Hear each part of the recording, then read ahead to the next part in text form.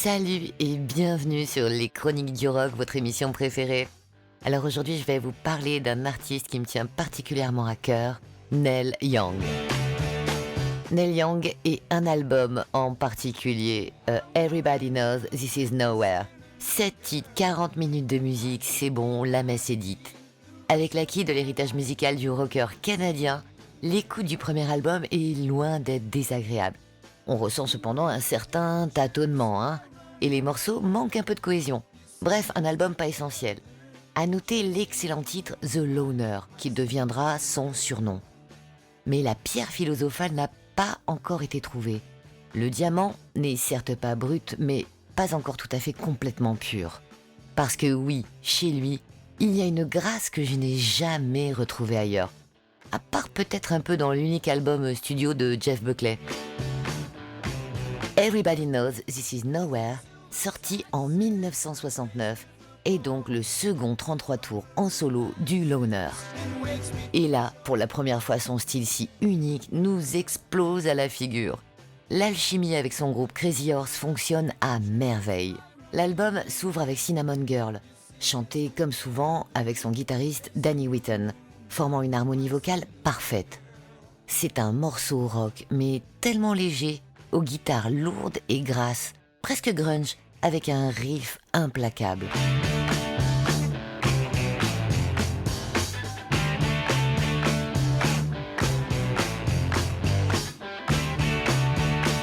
Voir le solo où l'osmose des deux voix se transforme en une cohésion guitaristique simplement jouissive.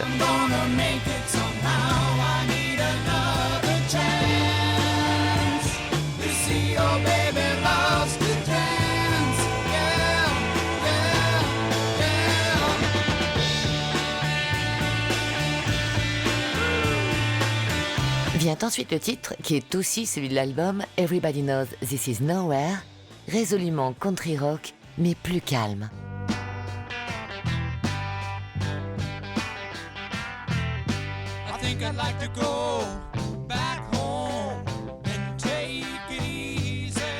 À la première écoute, rien d'exceptionnel.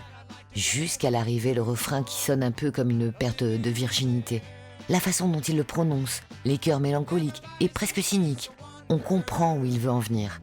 Le morceau est immédiatement sublimé dès la deuxième écoute.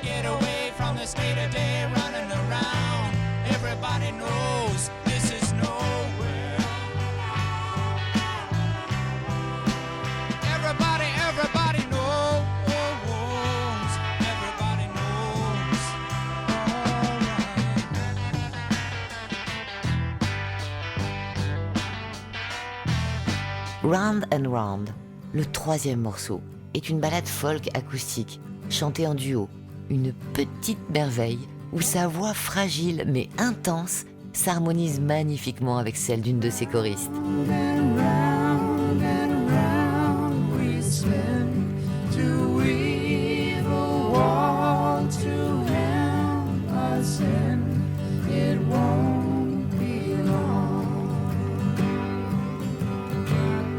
It won't be long.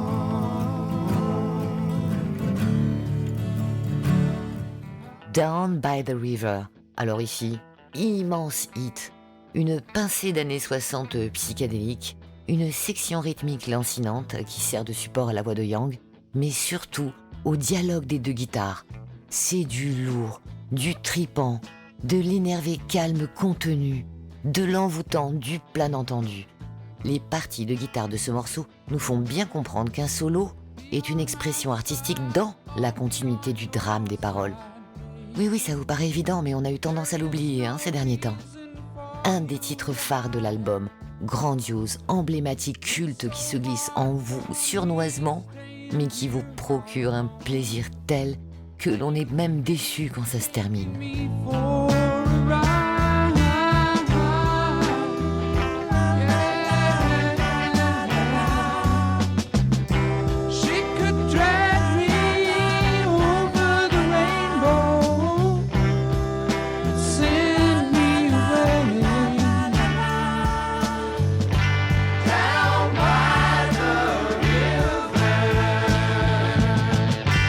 I shot my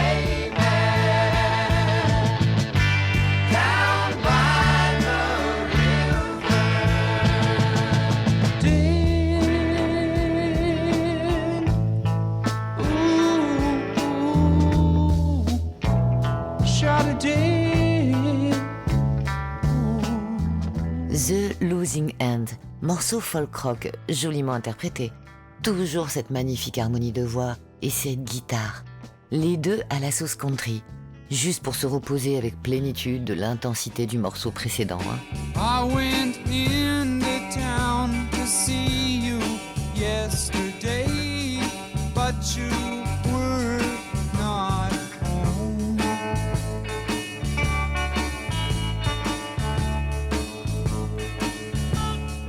So I talked to Running Dry, Requiem for the Rockets.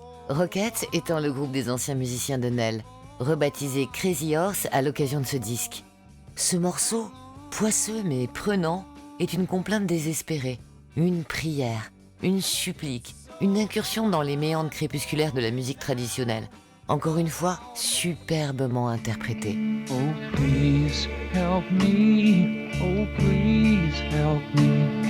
I'm living by myself. I need someone to comfort me. I need someone to tell. Et déjà le dernier morceau, Call Girl in the Sand. La deuxième pièce maîtresse après Down by the River. Une intro mystique.